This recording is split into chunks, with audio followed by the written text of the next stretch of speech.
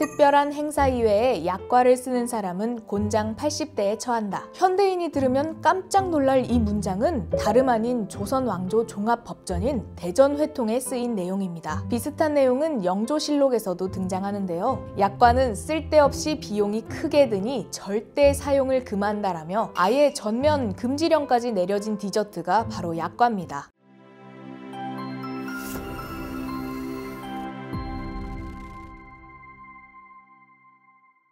안녕하세요. 우리가 몰랐던 조선시대를 알아보는 조쓸신잡 시간입니다. 매년 5월이 되면 경복궁에서는 생과방 체험 프로그램을 진행하고 있습니다. 생과방은 국왕과 왕비의 간식을 준비하던 궁궐의 작은 공간인데요. 이곳에서는 조선 8도의 재료와 레시피가 모여 조선 최고의 디저트들이 만들어졌다고 합니다. 거기다 조선의 왕은 수락관에서 만든 정식 외에 4번의 별식을 즐겼기 때문에 매일 생과방은 쉴 틈이 없었는데요. 당연히 같은 간식만 올라갈 수 없었기 때문에 임금님마다 좋아하던 디저트도 다르고 그 종류도 다양했습니다. 그렇다면 궁에서 가장 사랑받던 간식은 무엇이었을까요? 오늘 조쓸신잡에서 알아보겠습니다. 특별한 행사 이외에 약과를 쓰는 사람은 곤장 80대에 처한다. 현대인이 들으면 깜짝 놀랄 이 문장은 다름 아닌 조선 왕조 종합법전인 대전회통에 쓰인 내용입니다. 비슷한 내용은 영조실록에서도 등장하는데요. 약과는 쓸데없이 비용이 크게 드니 절대 사용을 금한다라며 아예 전면 금지령까지 내려진 디저트가 바로 약과입니다. 현대인에게도 익숙한 약과. 사실 과거에는 꿀을 구하기 무척 어려워 마치 약이나 다름없다 하여 이름 붙여졌는데요. 그 역사가 무려 고려 이전 삼국시대까지 거슬러 갈 정도로 깊지만 그 엄청난 제작 비용 때문에 사치의 상징, 툭하면 금지령이 떨어지는 간식 중 하나였습니다. 그럼에도 불구하고 그 명맥이 이어진 것은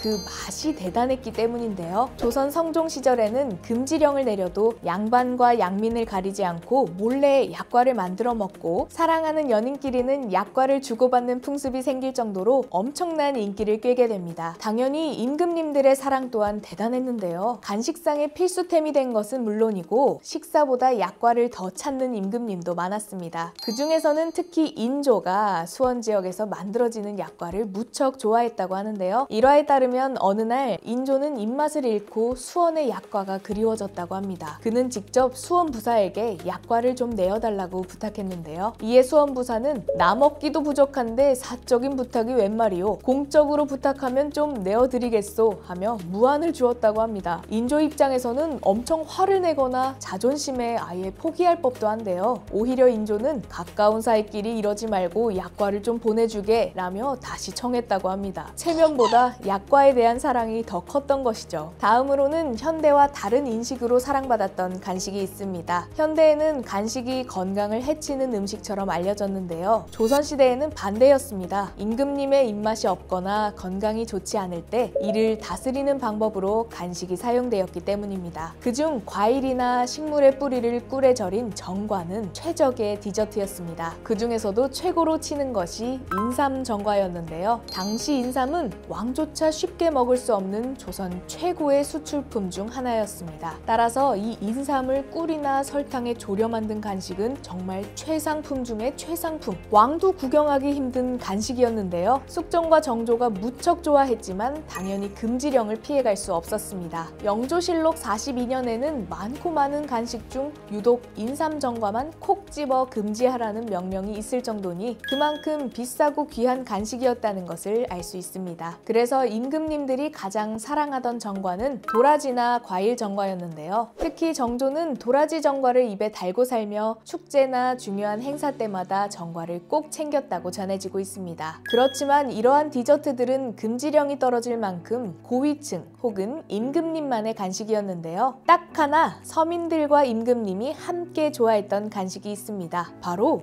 엿입니다. 영화 광해에서도 이 엿이 간식상에 오른 모습이 나타나는데요. 물론 작품에서 사용되는 엿드시오라는 속어는 조선시대가 아닌 근현대에 등장한 문장이지만 간식상에 엿이 등장하는 것 자체는 고증에 맞다 볼 수 있습니다. 엿은 흔한 곡식으로 만들 수 있어 고려시대 때부터 사랑받던 간식인데요. 특히 서민들은 구경도 못하던 한과 중에서는 유일하게 대중화된 음식이었습니다. 그러나 그 맛은 절대 낮잡아 볼 수 없었는데요. 대표적으로 연산군은 대추로 만든 검은 엿을 무척 좋아했다고 알려져 있습니다. 특히 중국에 맛있는 엿이 있다는 소문을 듣자마자 신하를 불러 당장 중국으로 가 엿 만드는 법을 배워와라 라고 명령할 정도였죠. 장수왕 영조 또한 일생 동안 엿을 사랑한 임금 중 한 명입니다. 그 기록은 영조 13년에서 찾아볼 수 있는데요. 소화불량으로 고생하고 있는 영조에게 한 의원은 엿을 먹어보는 것은 어떨까요? 라며 권합니다. 이에 영조는 즉각 나도 아주 좋아한다 라며 엿을 찾았다고 합니다. 이후로도 영조와 엿에 관련된 기록은 자주 등장하는데요. 특히 정치적 어려움이나 극심한 스트레스에 휩싸일 때 달콤한 엿으로 마음을 달랬다는 기록이 있습니다. 이처럼 엿은 백성들뿐 아니라 임금님까지 사랑했던 조선의 대표 간식이자 디저트였습니다. 이렇게 오늘은 임금님이 사랑한 디저트들을 알아봤는데요. 실록에서 등장하는 대부분의 간식들은 단순한 유희나 맛보다는 건강이나 스트레스를 관리하기 위한 일환으로 등장하는 경우가 많았다는 점을 알 수 있었습니다. 반대로 현대에는 간식을 몸에 나쁜 적 혹은 피해야 할 것으로만 가르치는데요. 오늘은 임금님이 약으로 찾았던 간식들을 먹으며 마음의 부담을 내려놓아 보는 것은 어떨까요?